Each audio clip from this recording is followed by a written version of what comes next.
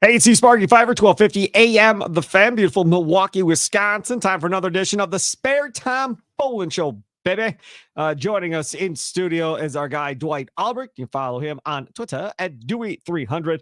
And, of course, $2 Phil Brylow at Brew City Bowling as we live stream this bad boy on the Odyssey Sports YouTube page. You can always go back and watch these podcasts if you prefer to watch us versus listen to us. You can listen to us on the Odyssey app or download your favorite podcast at.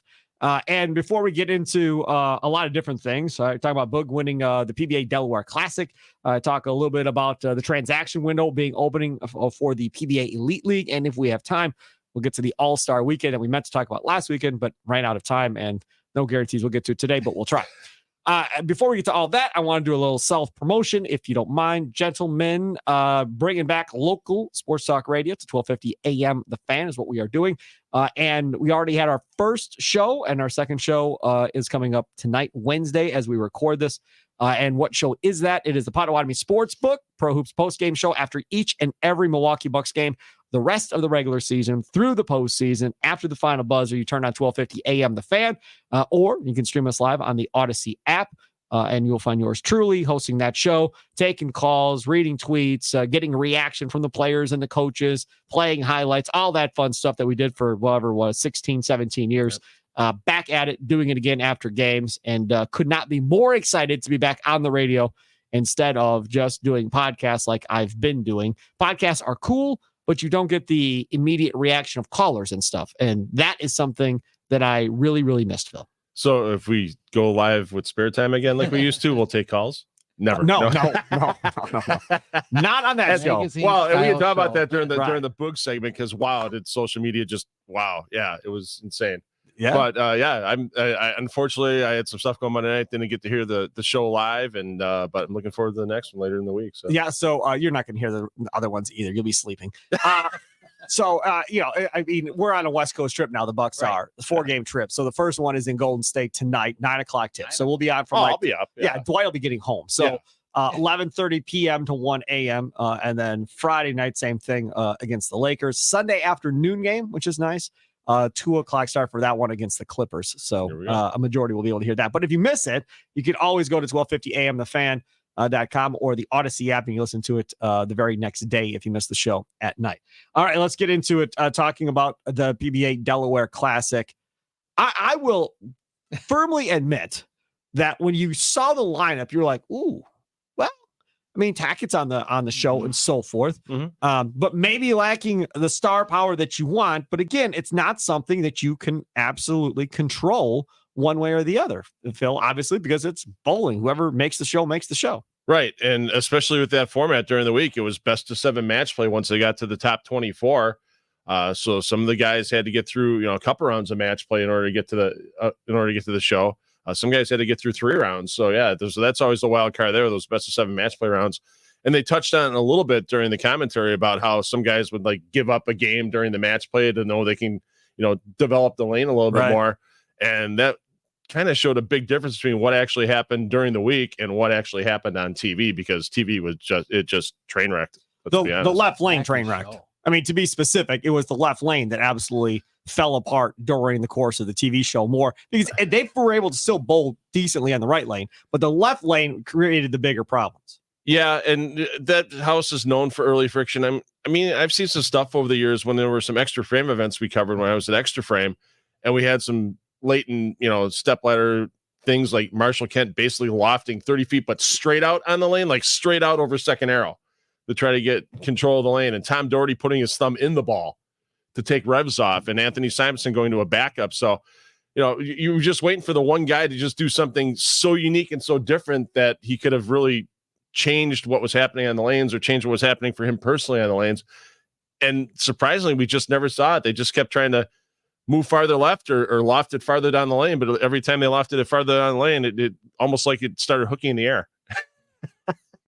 I mean, it was bad. And the ball was bouncing. Yeah. It was like literally there was a bounce to the ball. It wasn't on the lane and then rolling. It was on the lane, a skip, and then going. Yeah, because when you have that little parabolic arc, when you have to send it out more than 5 or 6 feet on the lane, and these guys are sending it to the arrows at least, and it's going to give that bounce. But it's not even that. I mean, if you talk about Krol, the guy that won it, The dude was standing in front of the ball return and taking like 3 steps or whatever it was, and he was stepping more than he was sliding, obviously, because he doesn't slide apparently. Yeah. So he was stepping. I mean, that's tough too. I mean, to go from the normal traditional way of doing your 5-step walk or whatever you're doing to shortening it up and finding that rhythm and being able to get into that motion, Dwight, that has to be really difficult.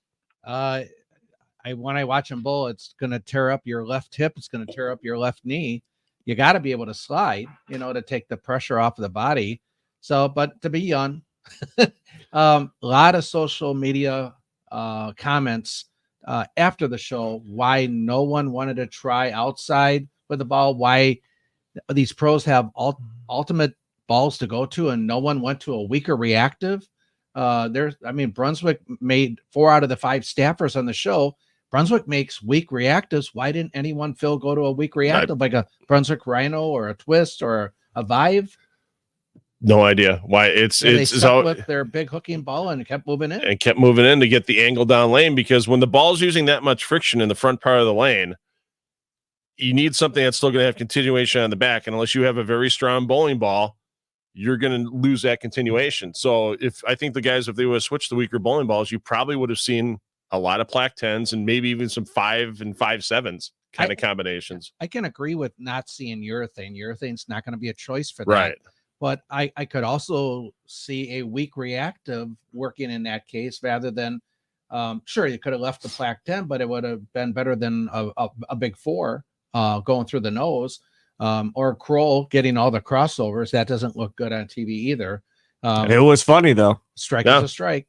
Right. It gets down to that point. It's just a matter of that bowling center. You get between 10 and 10, you get between the lefty and righty track, and it's pretty well worn. They get a lot of lineage in that center in Delaware. It's a very popular center in that area.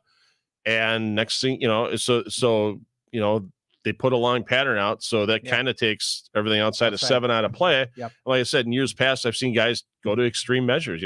Tom Doherty putting his thumb in the ball and trying to play straight up 10, and when he missed, he'd cross over. And Marshall Kent lofting it 30, 35 feet straight up 10 to try to take that front part of the lane out of play. So, yeah, you just didn't see that. Maybe and I'm sure the PBA will go back. I mean, it was great crowds all week in Delaware. The support you saw, the TV shows. It's a pretty popular stop for the players too. Just a matter of what are they going to be able to put out there for a pattern that once these guys get 15 minutes of practice with aggressive bowling balls and blow it up for 5 guys, how they get it to hold up for the whole show. So we talked about this. Yep. I don't know if it was last week, 2 weeks ago, 3 weeks ago. Yep. We talked about home advantages, right? And how every bowling center is different. Yep. And if you had a set of lanes at Brylow in Milwaukee, right, the same pattern, it probably doesn't break down the same way, correct? No, Bolero's, it'll still hook early, but it's pretty high. It's really high friction but it's not going to, right. It's not going to be the same as what you bowl in Delaware. Right. And see, to me, this is good about the sport, right? Yeah.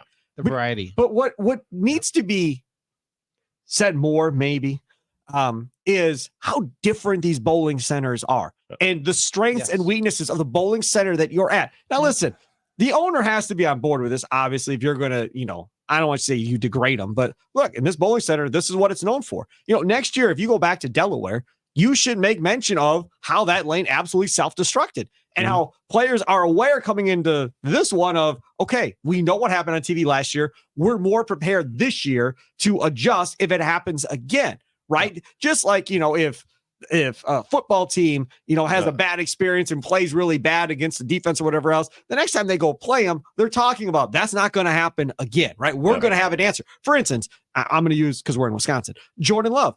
The first time he got a start was because Rodgers had COVID, and it was against the Kansas City Chiefs, and they 0 blitz, and LaFleur nor Love had any answer for how to deal with it. And they still had a chance at the end, but he looked horrible. They looked horrible on offense. After that, they said that will never happen again. We will be ready. Yep. And they were ready all this year. You want to 0 blitz us? We have answers. And they showed they had answers. So that's why I'm saying on TV, for the people watching at home, reference back to what happened this weekend. Next year, if you go back and have the players talking about it, the Kimberly Press or questions or whatever else, Have it be That's about a great this. question for her. Right. Have it be about this next year, about how did you adjust to what happened last year for this year? Right. Well, before COVID, our governing body was sending crews out to make sure that all the lanes were level or legit. And proprietors freaked out. Oh my God, this is going to cost us tens of thousands of dollars to make sure that our lanes are level and the pin decks are to spec and the whole type of deal. Then COVID hit. Then there was an article I read years ago about should bowling alleys have like a slope rating in golf on the back of a golf cart. You always see the slope rating of the course. That slope number tells you how easy or how hard that course is going to be. Is it time to institute some kind of slope rating? Love it. Sure. I'm in. But who determines the slope rating? The USBC? Right. There's got to be a governing body of who's going to determine it. Golf is USGA. It would have to be. It would have to be something like that. I love that idea. Yeah, but we've seen it before, and Kegel is notorious for having a video out from quite a few years back where they had Norm Duke and Pete Weber in their training center in Florida. I remember. And all they did was took the lane, they tilted 20 thousandths one way, and they took Pete back out of the room for like a minute and a half, and they have chains and everything. They have all this stuff where they can adjust the whole surface. What did you do to the shot? And then, they adjusted 20 thousandths the other way, and Pete barely hits the 3-pin. He goes, how'd you have time to reroute? Well, there you go. I mean, and there's companies out there that have gone around to quite a few. There's a company, the one that pops out is named Bowling Voodoo, and they've done a lot of bowling centers in the Midwest. They were actually out in Maine, and they did Charlie Mitchell's Bayside Bowl last May before Charlie had a big tournament out there. And you saw it this year on the TV show. When they use lanes 2 and 3, they weren't as different as they were in the past. Correct. And that kind of surprised some of the managers with it. So there's, the proprietors that are looking out to make their lanes a little bit better. There's companies out there that'll do it. Like Dwight said, it's not cheap. But the techniques that Bowling Voodoo uses and stuff like that, also you see more honor scores and you see more consistent conditions and more consistent and averages kind of bumping up a little bit. Yeah. It's all because of the topography of the lanes, along with the lane conditioning that can get developed as well. Right. So, and if you talk, I saw some of the posts from the locals in Delaware, and they said, that pair, I think it's 7 and 8, is one of the worst in the house. So if the PBA goes back there next year, maybe 9 and 10 is the TV pair. Because you got to work around the control counter and all the other stuff in the bowling center to make sure fans can still get around and whatever, that kind of thing. But wouldn't the person who owns the center know what lanes are the worst in the house? And why would you then tell the PBA, oh, it's cool, go ahead, put them on those lanes? Yeah. Like, wouldn't you say something? And I don't know the owner, obviously, clearly, but if you're telling me the locals are like, oh, they're the worst 2 in the house, then by God, why in the heck were they on those 2 lanes? Yeah. Like, why wouldn't, Tom Clark's not going to know that. Right. So why wouldn't you open up your mouth and say something like, Tom, I understand why you want to be there, but you may want to move over to, because those 2 there are an issue. Yeah. That left lane's always forward. No matter what they put out, from what I saw on social, the left lane's always 5 boards more a hook, at least. Yeah. 18 years, Sparky. I was a director for the Greater Milwaukee Bowling Association. And then in 2016, with my back injury, I gave it up. I just didn't have time to commit to it.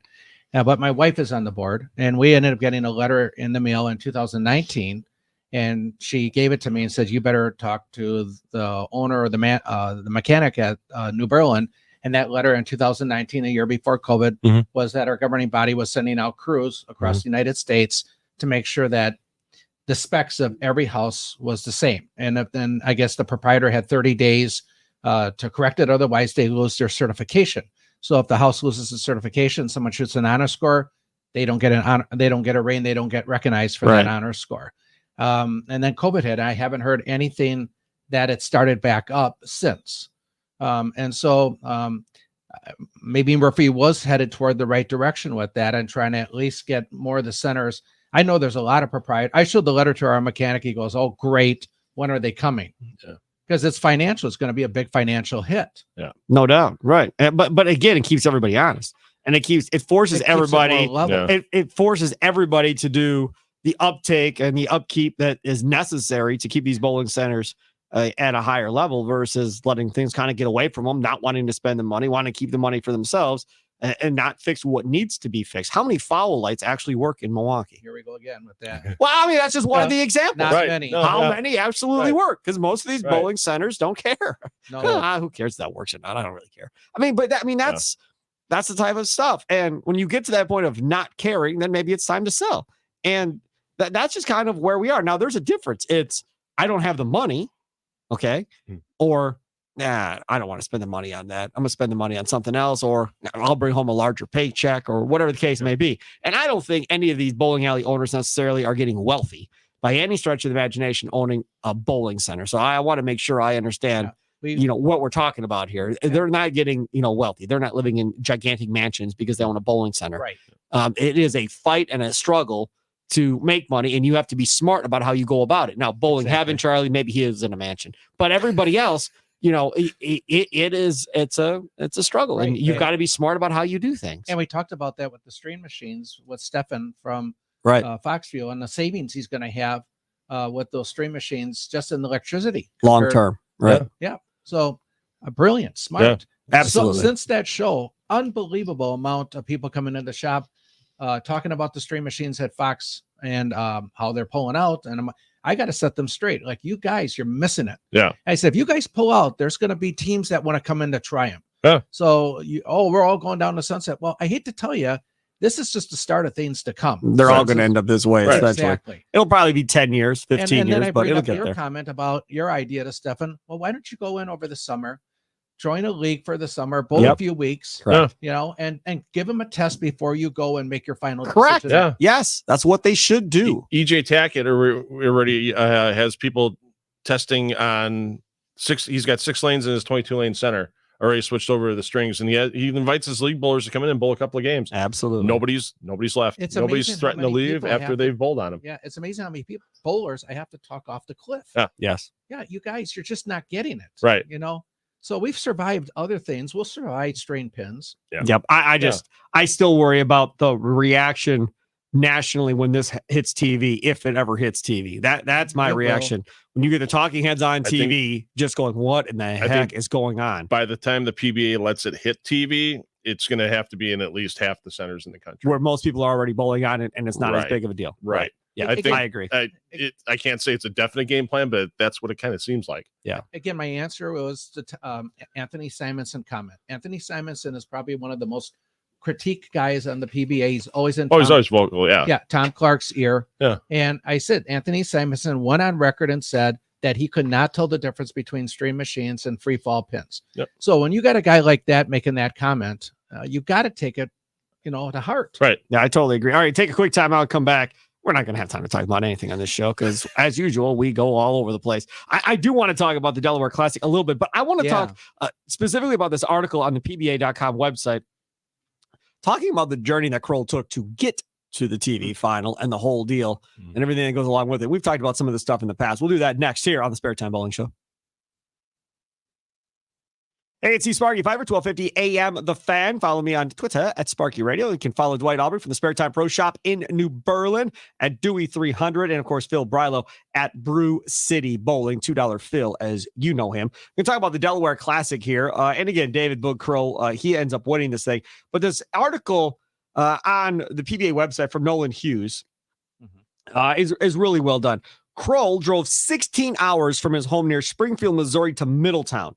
To make the main field, he had to finish top 10 in the 79-player pre-tournament qualifier. I drove 16 hours to be here. I didn't want to bowl 7 games in the PTQ and go home, end quote, Krol said. Through 5 events in which Krol advanced out of 4 PTQs, Krol sat 17th in points. He said he wanted to be the PTQ player to make the PBA playoffs, which includes the top 16 players in competition points at the end of the regular season. Now, again, we talk about this PTQ event, right? And what you all have to do to get through it, to get on TV. I will simply say this. I know it doesn't exist. If you're a PTQ player and you win an event, you should not have to go through another PTQ the rest of the damn year. He doesn't. And that should be the end of it at that point. So now because of this, he doesn't have to do this anymore. Correct. Thank God. Good. Correct. I didn't know if that was a rule or not, but that should be a rule. Yeah, he's automatically in the tournament of champions, obviously. Because now he's into the top 16 after that win, obviously. So he is fully exempt, and he'll have enough points to stay in the top 43, and he'll be exempt for 2025 as well. But is it because he won or because of where he is in the points? Because he won. So even if he was way at the bottom in points, because he won a TV final, he was good. Correct. That's good. That's how you see the emotion that you see out of these first-time winners. And that's why you see some of these champions who haven't had good years before that not have to bowl the PTQ. Anthony Pepe, who won the first tournament when the South Point Bowling Plaza opened. Yep. Wow. Remember 10 years ago now. Yeah, I remember that show. Pepe won, and he is in his last year of the 10-year window, and he bowled in Delaware. He didn't do great. He just missed out but he doesn't bowl a lot of tour events anymore. He's coaching an NCAA team. We thought he was going to be really good. Yeah, he's done really well at the regional level. He's just never broken out, but now he's also he's selling real estate, and he's one of those guys that's kind of he's got to make money a bit. Yeah, to survive. He's coaching a women's NCAA team and that's based around New York City, and he's happy. He's doing well. Him and his husband are doing well. And it was good to talk to him for a little bit. I thought he was going to be really good. And beat J.R. Raymond in the final, I believe. And again, would that have been Raymond's first title? Yeah. So and Raymond's still doing Rabbit Squad. Raymond was on the Rabbit Squad in does a lot of Delaware. videos for Bowler X. Yeah. And has a pro shop in Michigan. All right. So let's talk about how this all went down. Tackett barely makes it in, but makes it into the TV show to take Tim Foy Jr. on in that first matchup. I mean, he made 5 consecutive TV shows, right? First time since 2001, I believe that's happened. Yep. But as we've talked about, like, he's just off or whatever on TV this year. I don't know how else to explain it. He just doesn't seem right when he gets up there. There's always, it's seemingly every show there's a, oh, damn, did he just do that? Yeah. Type moment. Yeah. It's like every time he's on TV, you get an, oh, damn, did he do that moment? And you didn't really get that last year, but you are getting it this year consistently, Phil. I just making a lot of shows, though. Yeah, it just goes to show how tough it is to do back-to-back Player of the Year seasons. Yep. It doesn't take much. He's made more shows than anybody else so far, and he might even be behind Boog in points now. If you think about it, for how they finished, or I'd have to look, but it's just one of those things where you're great during the qualifying portion of the tournament. You have that time to make the adjustments. Best of 7 match play again. Boog snuck him out in that match with a couple of late strikes, and then that put EJ in the 5 spot instead of the 1 spot. Could have been a different game plan for EJ. Those motive bowling balls that you can see some of the guys use still stay in there, that microcell polymer or whatever it is, as compared to resin. Maybe that could have been something that EJ would have had to his advantage in that final match if he was the 1 seed. In the first match, the left lane wasn't nearly as bad as it was by the time we got to the end. Right.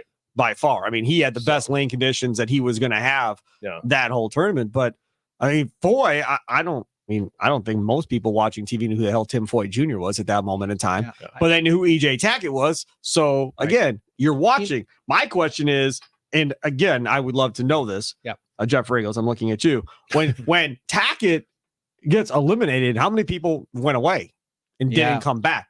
Because the rest of that lineup, I mean, I guess there's Bill O'Neill fans, right? Yeah. Right. So there's some Bill O'Neill fans, but outside of them, who's still there? Ratings drop. I think who's still there at that point? I think Jeff this morning posted it was the lowest FS1 show so far this year, but it was still well over 200,000 viewers, which we didn't have a lot of years in the past. For sure. But what I want to know is, 15-minute segment. I don't know how TV ratings work. I know they can give you pinpoint though, because they do it for the Super Bowl and stuff. So I know it's possible.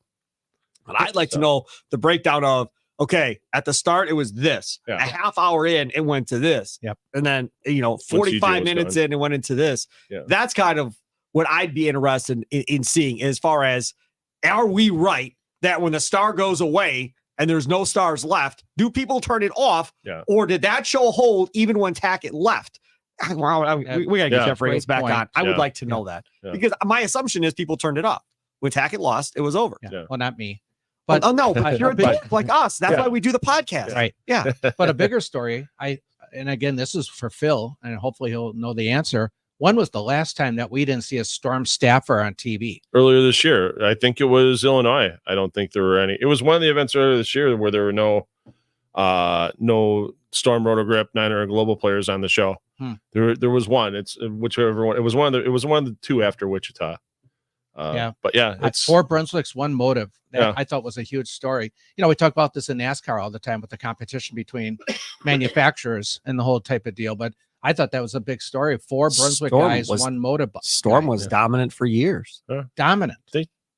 They still are. But when, they don't, also a lot of times in the past, Storm had more guys on their staff than other companies combined as well, and that's where you got some of the dominance from. Now there's more guys that are staying with Brunswick, Hammer, Motive, Sam Cooley, Niner Global, the Motive, and several other players as well. So the numbers that Storm used to have that just flood it as well, just they're a little lower than they were in the past too. So that's part of it. But this is the other thing. And again, we're going to go away from the bowling tournament. Yeah. But this is the other thing for me. I don't think, maybe I'm wrong, that these dudes really care all that much what ball they're throwing. They just want to make sure they're throwing all ball. It's sponsored, the whole deal. They're good to go. But if you probably went to somebody and said, hey, look, Brunswick will pay you more than Storm. Do you care? I don't care. Give me the larger check, right? I mean, isn't that how it works? Yeah. There was a comment on social media. A guy posted, I read on Facebook, what if EJ Tackett went to Storm? What if EJ Tackett went to Brunswick instead of Motive? Well, look at what guys like Chris Barnes and Sean Rash have done over the years too. And Sean was notorious for saying that when he won Player of the Year in 2012. He sat there and he goes, "Any of us out here could win with any of the company's balls in our hand." That simple. He goes, but in that time he was with Brunswick and he was happy with Brunswick. He goes, but I throw Brunswick and they're the best balls out there for me. And and these guys, Sean admitted it. I'm sure you can't get a lot of other guys to admit it, but Sean admitted it. He goes, like, you can win with anything out here. It's just a matter of who you enjoy, whose company you enjoy. Right. And then as soon as you struggle, they remember you said that and see ya. Out you go. Sean, we'll go bowl with somebody else now. See, but that's, to me, that's what it is, right? It's kind of like, I guess, like being a free agent in sports, right? We're about to go into NFL free agency here in a little bit. Major League Baseball has been going through their free agency as they're in spring training. And we don't know this because nobody will tell us, but I think it really just comes down to who's going to pay you. And if your Motive, you have to pay EJ Tackett whatever you have to pay EJ Tackett to keep EJ Tackett. Like, you are not in a position to let that man just go walk away, right? And same with Belmo and Storm. Correct. What I'm surprised by that hasn't happened, and maybe financially it's impossible. Maybe financially you can't do it. But why didn't Storm ever come out with a Jason Belmonte line of bowling balls? They do. Where? It's a high end. They're high end balls, and they have a plastic ball for him too. Yeah. He's had 5 or 6 now. Yeah. What's the newest one? It begins with the E. How much do they sell for? They're a little pricier than normal because I'm assuming he's getting his cut. Jason gets a cut out of it, as he should. Correct. Yeah. And it was kind of, he had a ball that came out. Because I don't. Who throws the Jason Belmonte ball on tour? Stu Williams has thrown a Jason Belmonte ball. I didn't hear them mention he's throwing Jason Belmonte's balls when they were on TV. It was Storm. Yeah, he actually gave Jason Belmonte a plug. I'm going to make Jason's ball look good today. No. What I'm saying is, do we get a plug? This is what I'm saying. Yeah. When we talk about balls and what every ball is, it should say Jason Belmonte instead of Storm, is what I'm saying. Right? You have Air Jordan shoes. They're made by Nike, but I want an Air Jordan shoe, right? Yes. That's what I'm saying. It should be its own brand with its own bowlers bowling for his brand. They never never got to that point to make his brand larger than life. So you can be a Storm bowler, you can be, like you said, a Global 900 bowler, you can be a Belmonte brand or whatever you want to call the Belmonte brand. He came up with some fun quirky name for it. But that's his brand with his logo. They wear his logo on their shirt, the whole deal. And again, all those balls are one-word titles. Yeah, correct. Which is fate. Yeah. And it's funny because some of the over the last couple of NCAA seasons, with NCAA rules, you're only allowed one logo on a piece of equipment that you're using. So because Belmo was a trademark logo, his two-handed logo, and Storm was a trademark logo, those bowling balls were illegal to use in the NCAA unless they actually got rid of one of the logos. So some of the coaches were actually taking the Belmo logo out and getting all the whatever they used to fill it in with, and then covering it up with ball plug, so it wasn't there. Got to be kidding! No, because it was that's the way. That was the NCAA rule. So all of a sudden, they started going around that. Yeah, here's Belmo's bowling balls getting used in NCAA tournaments, and these ladies are getting called up by their coaches. Going, is it an NCAA tournament rule? Because you're only allowed one logo on a piece of equipment in use in New Jersey. I don't know. It's across all their sports. On the ball? Yeah.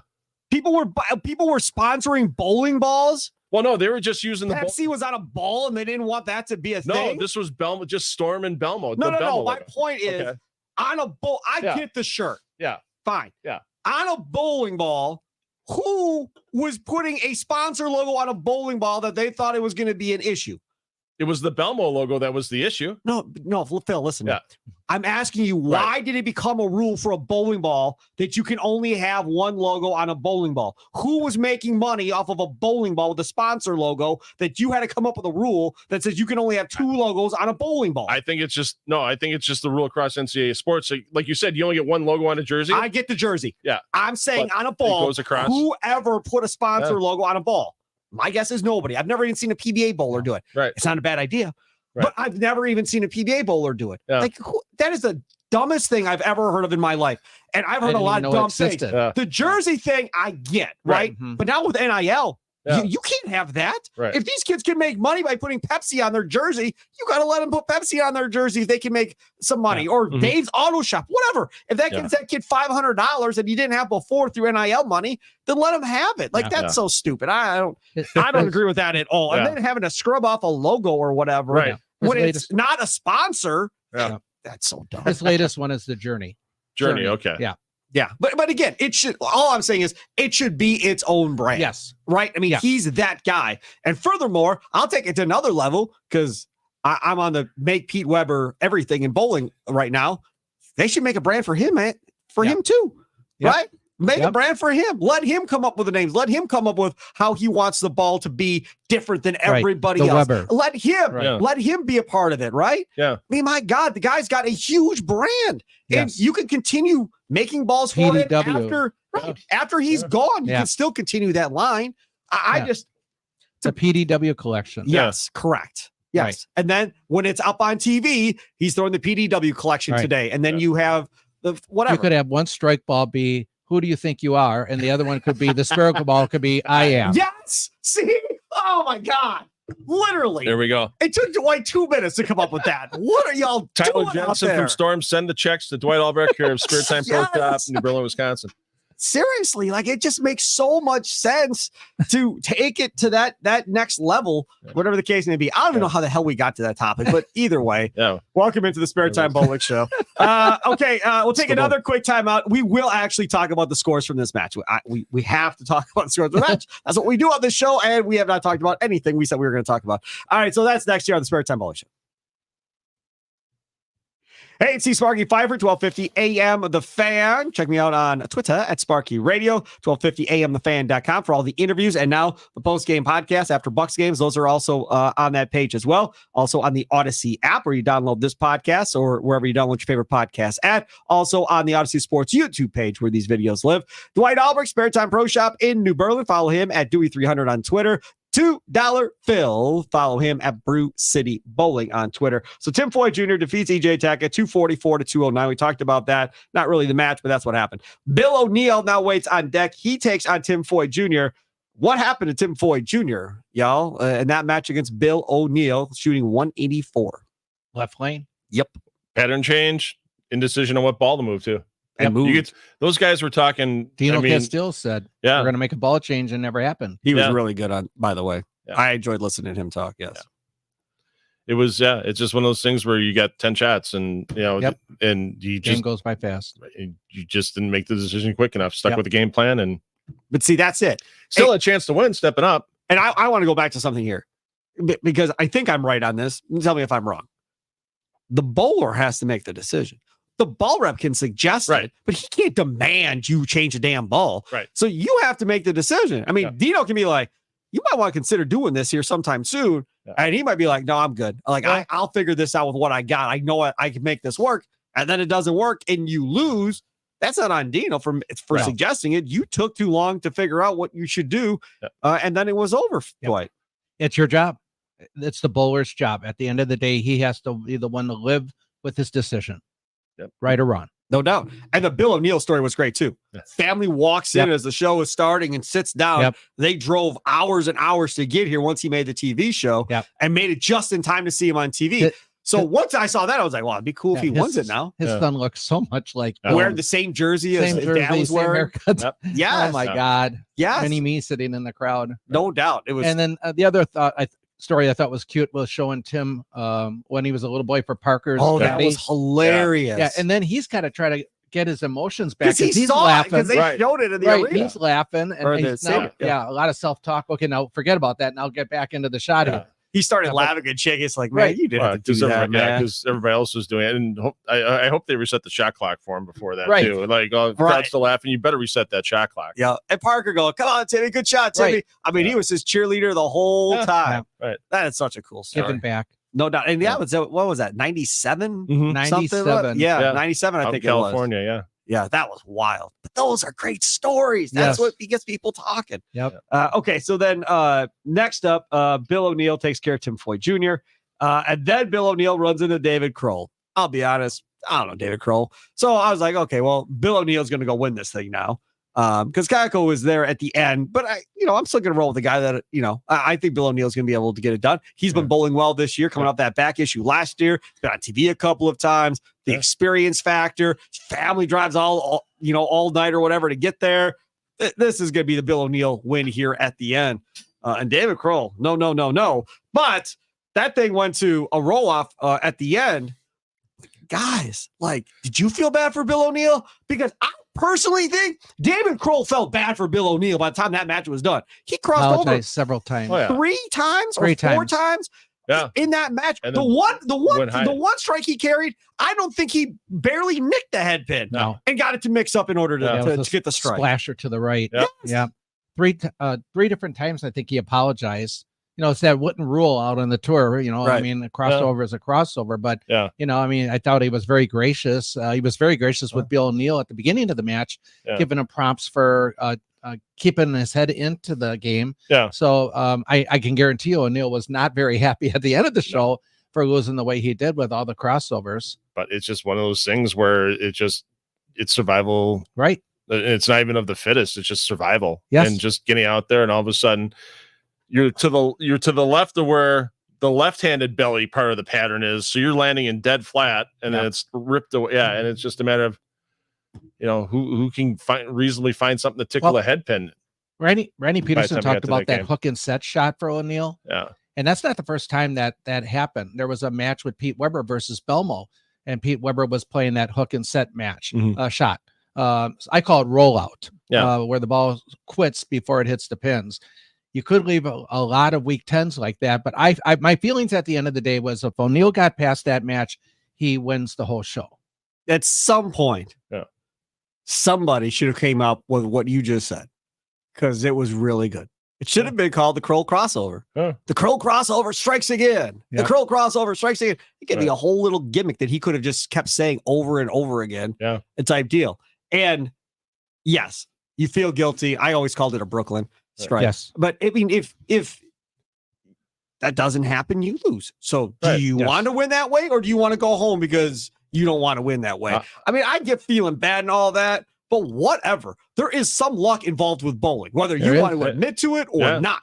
And he was feeling it that day and getting those lucky breaks. And O'Neill's burying shots. O'Neill's burying shots, leaving 10 pins. And you could just see him smirking like, it's over. Like, I can't overcome what this dude has going for him right now. Yeah. Well, Tom Dory had a great comment on social media, which was, hey, Booger, your first appearance on TV could have been worse.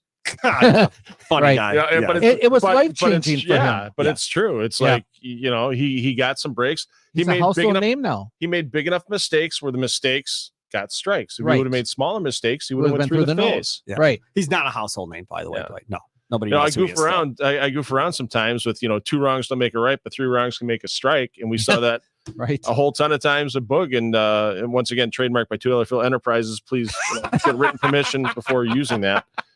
Give you the address off air. But that's exactly what it was. I mean, you're missing left. You're trying to, and you're still hitting up on it where you're trying to loft it on the lane, and they fell. Yeah, no doubt about it. So Krol takes out O'Neill in that roll off, which is still the dumbest thing ever. So he wins 10-9 in the roll off. They were tied at 203. Yep. So now you get to the championship game. And really the question going into this thing was his magic going to continue? Was he going to be able to do the same type of stuff, or was it going to be over and Kayako was going to just absolutely stomp him in this title match? And it wasn't a stomping necessarily, but neither guy scored really well. It was ugly to watch. 198 to 170. Poor Kayako, he was screwed. To be honest, walking into that fiasco, and again, you don't get many warm-up shots like we talked about. he was screwed. Krol knew he had an advantage because he'd been bowling in this mess on the left side and knew what he had to do to make the adjustment. Calco was having to figure it out as the match was going on, Dwight. There were two things in that match made it probably the most craziest match of the year. The first was, I can't believe that Tomas beat the shot clock, because it seemed like every shot he was taking so much time under the approach, to a point where a lady in the crowd was waving her hands. Come on, come on, come on. And I read her lips and said, throw the ball. Right. I read her lips, and so now she's a social media star from that. Right. Every place is picked up on that, waving of the arms deal. But how much time he took on that shot, on every shot. But he never got called out on TV. No, he was within the 25 seconds from when you picked it seemed like he took forever on the approach, though. Yeah.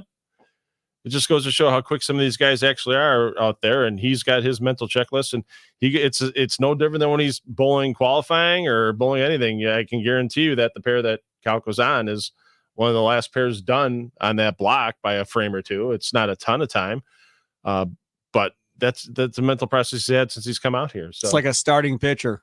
That takes forever on the mound before they had the shot clock. I mean, there were guys on the postgame show, Tim Allen and I would call the human rain delay as pitching today. So just sit back and wait for a 3.5 hour to 4 hour 9-inning game. Shot clock for that. Right. Now. So they got rid of it, where it's a pitch clock now, where you have to pitch within so long. And it cut a half hour off of Major League Baseball games last year.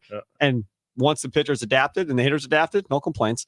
They just adapted to the rules. So having that, shot clock or whatever you want to have in bowling, always a good idea. The one thing I thought of, though, when watching it, and I don't think it's a big enough issue where you have to do it, but it would be a cool feature to add in the graphics package next year to have it on TV, so you could see it in the corner of your screen or whatever as it's counting down to see when it's starting, how close they're getting. It can't be that hard. Because for him, I think he was getting close, and so that would have been interesting to see. Some of these guys grab the ball, they go. It's never an issue. Now, it's the point, though, as soon as he starts the approach, correct? It's not when he releases the ball. It's from when your opponent's bowling ball, your opponent's bowling ball comes back onto the ball return to when you start your approach, correct?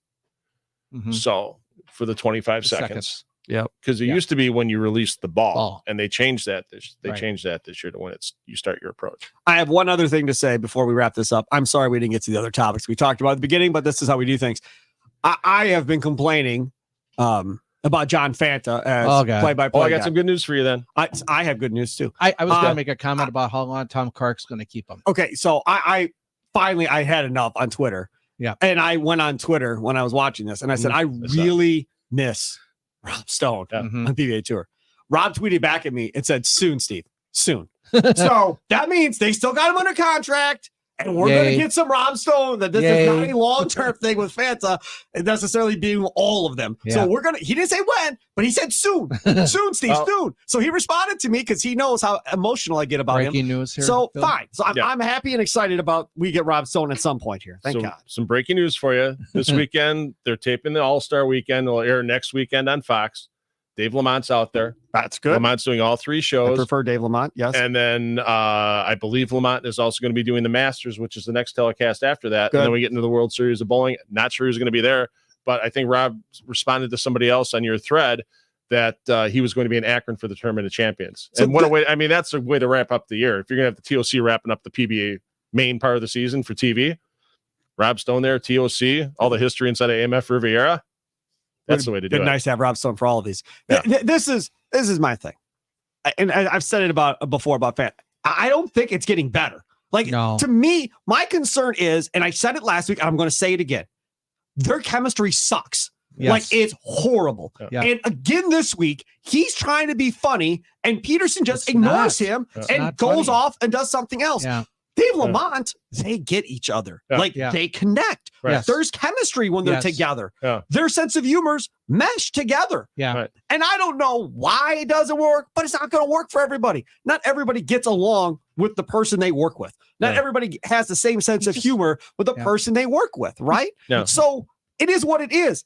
You don't know how the chemistry is going to be before you put somebody on TV to see it. I just think he's trying too hard. You've now seen it. Mm-hmm. Yeah. Let's not do this next year, please. I'm just, can we please not do this again? It doesn't look good.